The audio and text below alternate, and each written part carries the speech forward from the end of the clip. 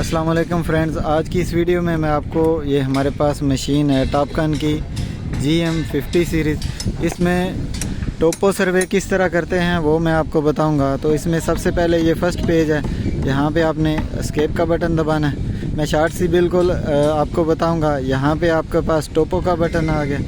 जैसे ही ये टोपो आया तो आपने टोपो को दबाना है और यहाँ पर सबसे नीचे जो क्वाड डाटा है ना, इसको आपने एंटर करना है। एंटर करने के बाद ये मेजर का बटन आ गया।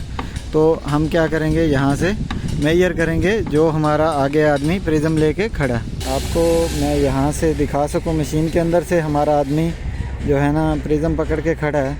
अभी हम यहाँ से मेजर करेंगे। मेजर का जो बटन है ये दबाएंगे तो हमारी मशीन ने वहाँ से शॉट ले लिया। अभी स्टॉप करेंगे और यहाँ से F1 से रिकॉर्ड कर देंगे तो ये ऑटोमेटिक 5-6 टोपो 5। अभी मैं जैसे रिकॉर्ड करता जाऊंगा शॉट मार मार के, सेम यही प्रोसेस करते जाना है तो आपकी टोपो हो जाएगी। तो अगर वीडियो अच्छी लगी हो तो मेरे चैनल को सब्सक्राइब करें और बेल आइकन को दबा दें ताकि इस तरह की मज़ीद वीडियो आपको मिल सकें। तो आज के लिए इतना ही। खुदा हाफिज़। लो जी।